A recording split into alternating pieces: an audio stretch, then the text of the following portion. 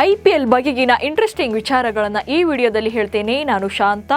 ನೀವು ಸುದ್ದಿಯಾನದ ಸಬ್ಸ್ಕ್ರೈಬರ್ ಆಗೋದಕ್ಕೆ ಮರಿಬೇಡಿ. ರಾಜಸ್ಥಾನ ರಾಯಲ್ಸ್ ಸತತ ಗೆಲುವಿನ ಉತ್ಸಾಹದಲ್ಲಿದೆ. ಹಾಗೆ ರಾಯಲ್ ಚಾಲೆಂಜರ್ಸ್ ಬೆಂಗಳೂರು ತಂಡ ಎರಡೂ ಪಂದ್ಯಗಳಲ್ಲಿ ಗೆದ್ದ ಜೋಶ್ನಲ್ಲಿದೆ. ಈ ಎರಡೂ ತಂಡಗಳ ನಡುವಿನ ಮುಖಾಮುಖಿಗೆ ಈಗ ಕೌಂಟ್ಡೌನ್ ಶುರುವಾಗಿದೆ. ಗುವಾಹಟಿಯ ಬರ್ಸಪಾರಾ ಸ್ಟೇಡಿಯಂನಲ್ಲಿ RCB ಹಾಗೆ RR ತಂಡಗಳು ಮುಖಾಮುಖಿಯಾಗಲಿವೆ. ಇಂದಿನ ಪಂದ್ಯದಲ್ಲಿ ರಾಜಸ್ಥಾನದ ಗೆಲುವಿಗೆ ಬ್ರೇಕ್ ಹಾಕೋಕೆ RCB ಪ್ಲಾನ್ ಕೂಡ ರೆಡಿಯಾಗಿದೆ. RCB ಟೀಮ್ಗೆ ಗುವಾಹಟಿಯ ಬರ್ಸಪಾರಾ ಪಿಚ್ ಹೈಸ್ಕೋರ್ ಗಳಿಸೋಕೆ ಸಹಾಯ ಮಾಡಬಹುದು. ಯಾಕಂದ್ರೆ ಬರ್ಸಪಾರಾ ಪಿಚ್ ಬ್ಯಾಟರ್ಗಳ ಪಾಲಿನ ಸ್ವರ್ಗವಾಗಿದೆ. ಇಲ್ಲಿ ರನ್ಗಳ ಮಳೆ ಸುರಿಯೋದು ಪಕ್ಕ. ಆರಂಭಿಕ ಬ್ಯಾಟರ್ಗಳಿಗೆ ಪಿಚ್ ಬಗ್ಗೆ ಸ್ವಲ್ಪ ಹಿಡಿತ ಸಿಕ್ಕಿದ್ರೂ ಕೂಡ ಹೈಸ್ಕೋರ್ ದಾಖಲು ಮಾಡಬಹುದು. ಇಬ್ಬನಿ ಬೀಳ್ತಾ ಇರೋದ್ರಿಂದ ಟಾಸ್ ಗೆದ್ದ ತಂಡ ಮೊದಲು ಬೌಲಿಂಗ್ ಅನ್ನು ಆಯ್ಕೆ ಮಾಡಿಕೊಳ್ಳೋದು ಬೆಸ್ಟ್ ಚಾಯ್ಸ್. ಇಂದು ನಡೆಯಲಿರುವಂತಹ RCB ವರ್ಸಸ್ RR ನಡುವಿನ ಪಂದ್ಯಕ್ಕೆ ಮಳೆ ಭೀತಿ ಕೂಡ ಇದೆ. ಗುವಾಹಟಿಯಲ್ಲಿ ಮಳೆಯಾಗುವಂತಹ ಸಾಧ್ಯತೆ 56%ರಷ್ಟಿದೆ.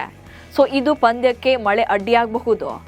ಏಪ್ರಿಲ್ 7ರಂದು ಗುವಾಹಟಿಯಲ್ಲಿ ನಡೆದಿದ್ದ RR ವರ್ಸಸ್ MI ನಡುವಿನ ಪಂದ್ಯಕ್ಕೂ ಮಳೆ ಅಡ್ಡಿಪಡಿಸಿತ್ತು. ಪರಿಣಾಮ ತಲಾ 11 ಓವರ್ಗಳ ಪಂದ್ಯವನ್ನು ಆಡಿಸಲಾಗಿತ್ತು. ಇಂದು ಕೂಡ ಮಳೆ ಬಂದರೆ ಸೀಮಿತ ಓವರ್ ಪಂದ್ಯ ನಡೆಯಲಿದೆ. ಒಂದು ವೇಳೆ ಸಂಪೂರ್ಣವಾಗಿ ಮಳೆ ಬಂದರೆ ಎರಡೂ ತಂಡಗಳಿಗೂ ಕೂಡ ತಲಾ ಒಂದೊಂದು ಅಂಕಗಳನ್ನು ನೀಡಲಾಗುತ್ತೆ. ರಾತ್ರಿ ಕಳೆದು ಬೆಳಗಾಗುವಷ್ಟರಲ್ಲಿ ಕ್ರಿಕೆಟ್ ಜಗತ್ತಿನಲ್ಲಿ ಹೀರೋ ಆಗಿ ಹೊರಹೊಮ್ಮಿದ್ದಾರೆ ಲಕ್ನೋ ತಂಡದ ಆಟಗಾರ ಮುಕುಲ್ ಚೌಧರಿ. ಮುಕುಲ್ ರಾಜಸ್ಥಾನದ ಜುಂಜುನು ಮೂಲದವರು. ಇವರ ತಂದೆಗೆ ಮದುವೆಯಾಗೋ ಮೊದಲೇ ತನಗೆ ಹುಟ್ಟುವಂತ ಮಗ ಕ್ರಿಕೆಟ್ ಆಡಬೇಕು ಎನ್ನುವಂತ ಕನಸಿತ್ತಂತೆ. ಆದರೆ ಕುಟುಂಬದ ಆರ್ಥಿಕ ಸ್ಥಿತಿ ಚೆನ್ನಾಗಿರಲಿಲ್ಲ. ಹೀಗಾಗಿ ಮುಕುಲ್ 12 ವರ್ಷದ ಬಳಿಕ ಕ್ರಿಕೆಟ್ ಅನ್ನ ಕಲಿಯೋಕೆ ಶುರು ಮಾಡಿದ್ರು. ಜುಂಜುನಲ್ಲಿ ಹೆಚ್ಚು ಅಕಾಡೆಮಿಗಳು ಇರಲಿಲ್ಲ. ಹೀಗಾಗಿ ಮುಕುಲ್ ಜೈಪುರಕ್ಕೆ ಶಿಫ್ಟ್ ಆಗಿದ್ರು. ಗುರುಗ್ರಾಮಕ್ಕೆ ಸ್ಥಳಾಂತರಗೊಂಡು 3 ರಿಂದ 4 ತಿಂಗಳು ಅಲ್ಲಿಯೇ ಇದ್ರು. ಅಲ್ಲಿಂದ ಇವರ ಸಕ್ಸಸ್ ಜರ್ನಿ ಶುರುವಾಗಿತ್ತು. KKR ವಿರುದ್ಧ ಲಕ್ನೋ ತಂಡ ಗೆಲ್ಲಿಸಿದ ಮುಕುಲ್ ಚೌಧರಿ ಟೀಂ ಇಂಡಿಯಾ ಮಾಜಿ ನಾಯಕ MS ಧೋನಿಗೆ ತನ್ನ ಯಶಸ್ಸಿನ ಗೆಲುವನ್ನು ಅರ್ಪಿಸಿದ್ದಾರೆ.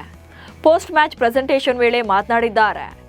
MS ಧೋನಿ ಹೇಗೆ ಪಂದ್ಯಗಳನ್ನು ಫಿನಿಶ್ ಮಾಡ್ತಾರೆ ಅನ್ನೋದನ್ನ ನಾನು ನೋಡ್ತಾ ಇದ್ದೆ. ನಾನು ಅದೇ ರೀತಿಯಲ್ಲಿ ಬ್ಯಾಟ್ ಮಾಡಿದೆ. ನನ್ನ ವೃತ್ತಿ ಜೀವನದ ಆರಂಭದಲ್ಲಿ ಅವರು ನನಗೆ ಸ್ಫೂರ್ತಿ ನೀಡಿದ್ರು. ನಾನು ಗೆಲ್ಲಿಸಿಕೊಟ್ಟೆ. ಹಾಗೆ ಈ ಗೆಲುವನ್ನು ಅವರಿಗೆ ಅರ್ಪಣೆ ಮಾಡ್ತೀನಿ ಎಂದಿದ್ದಾರೆ. ಲಕ್ನೋ ಪರ ಭರ್ಜರಿ ಸಿಕ್ಸರ್ಗಳನ್ನು ಸಿಡಿಸಿದ ಮುಕುಲ್ ಚೌಧರಿ ಡೈಲಿ 6 ಹೊಡೆಯೋದನ್ನ ಪ್ರಾಕ್ಟೀಸ್ ಮಾಡ್ತಾರಂತೆ. ನನ್ನ ದೇಹ ಹೆಚ್ಚು ಶಕ್ತಿಯನ್ನು ಹೊಂದಿದೆ.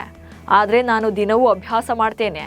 ಪ್ರತಿದಿನ 100 ರಿಂದ 150 ಸಿಕ್ಸರ್ಗಳನ್ನು ಹೊಡೆಯೋದನ್ನು ಅಭ್ಯಾಸ ಮಾಡಿದ್ರೆ ಈ ಕಲೆ ಬೆಳೆಯುತ್ತೆ. ಕಳೆದ 5-6 ತಿಂಗಳಿಂದ ನಾನು ದಿನಕ್ಕೆ 150 ಸಿಕ್ಸರ್ಗಳನ್ನು ಸಿಡಿಸೋಕೆ ಪ್ರಯತ್ನ ಪಡ್ತಿದ್ದೆ ಎಂದಿದ್ದಾರೆ.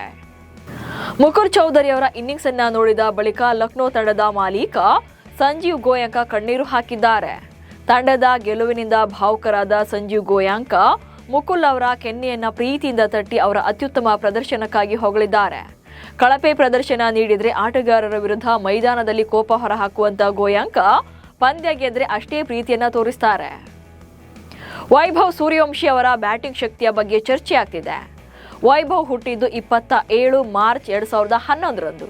ಅವರ ಜನ್ಮ ದಿನಾಂಕ 27 ಆಗಿರೋದ್ರಿಂದ ಅವರ ಲಕ್ಕಿ ನಂಬರ್ ಅಂದ್ರೆ ಮೂಲ ಅಂಕ 9 ಆಗಿದೆ.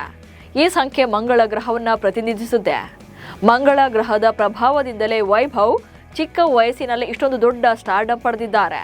ಸಂಖ್ಯಾಶಾಸ್ತ್ರದಲ್ಲಿ ಮಂಗಳವನ್ನ ಶಕ್ತಿಯೊಂದಿಗೆ ಜೋಡಿಸಿ ನೋಡಲಾಗುತ್ತೆ. ಮಂಗಳದ ಪ್ರಭಾವದಿಂದಲೇ ವೈಭವ್ ಅವರಲ್ಲಿ ಚಿಕ್ಕ ವಯಸ್ಸಿನಲ್ಲಿ ಇಷ್ಟೊಂದು ಅಗಾಧ ಶಕ್ತಿ ಇರುತ್ತೆ ಎಂಬ ಲೆಕ್ಕಾಚಾರ ಇದೆ. ಮೊಹಮ್ಮದ್ ಶಮಿ ಟೀಂ ಇಂಡಿಯಾದಲ್ಲಿ ಸೆಲೆಕ್ಟ್ ಆಗದಿರುವ ಬಗ್ಗೆ ಅಸಮಾಧಾನ ವ್ಯಕ್ತಪಡಿಸಿದ್ದಾರೆ. ನಾವು ಕಾರ್ಮಿಕರಿದ್ದ ಹಾಗೆ ಬೌಲಿಂಗ್ ಮಾಡೋದಷ್ಟೇ ನಮ್ಮ ಕೆಲಸ.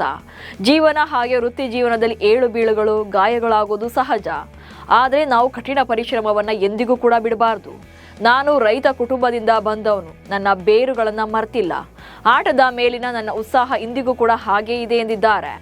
ಈ ಮೂಲಕ ತಾನೊಬ್ಬ ಕಾರ್ಮಿಕ ಅನ್ನೋ ಮೂಲಕ ಟೀಂ ಇಂಡಿಯಾ ಆಯ್ಕೆಗಾರರಿಗೆ ಬಿಸಿ ಮುಟ್ಟಿಸಿದ್ದಾರೆ. 1952ರಲ್ಲಿ ಇಂಗ್ಲೆಂಡ್ ವಿರುದ್ಧ ಭಾರತದ ಮೊದಲ ಟೆಸ್ಟ್ ಗೆಲುವಿನಲ್ಲಿ ಭಾಗಿಯಾಗಿದ್ದ ಕ್ರಿಕೆಟ್ ದಿಗ್ಗಜ CD ಗೋಪಿನಾಥ್ ಇನ್ನೂ ನೆನಪು ಮಾತ್ರ. ಭಾರತದ ದಿಗ್ಗಜ ಕ್ರಿಕೆಟಿಗರಾಗಿದ್ದ CD ಗೋಪಿನಾಥ್ ಅವರು ಚೆನ್ನೈನಲ್ಲಿ ನಿಧನರಾಗಿದ್ದಾರೆ. ಇವರಿಗೆ 96 ವರ್ಷ ವಯಸ್ಸಾಗಿತ್ತು. ತಮ್ಮ ಬ್ಯಾಟಿಂಗ್ ಶೈಲಿಯಿಂದಲೇ ಸ್ಟೈಲಿಶ್ ಬ್ಯಾಟ್ಸ್ಮನ್ ಎಂಬ ಖ್ಯಾತಿ ಪಡೆದಿದ್ರು. 83 ಪ್ರಥಮ ದರ್ಜೆ ಪಂದ್ಯಗಳನ್ನಾಡಿದ್ದಾರೆ. 119 ಇನ್ನಿಂಗ್ಸ್ಗಳಲ್ಲಿ ಬಲಗೈ ಬ್ಯಾಟ್ಸ್ಮನ್ ಆಗಿ ಇವರು 4259 ರನ್ಗಳನ್ನ ಗಳಿಸಿದ್ರು. ಪ್ರಥಮ ದರ್ಜೆ ಕ್ರಿಕೆಟ್ನಲ್ಲಿ 234 ರನ್ ಗೋಪಿನಾಥ್ ಅವರ ಅತ್ಯಧಿಕ ಸ್ಕೋರ್ ಆಗಿತ್ತು. ಇವಿಷ್ಟು ಇವತ್ತಿನ IPL ರೌಂಡ್ ಅಪ್ ಸುದ್ದಿಗಳು. ನಮಸ್ಕಾರ.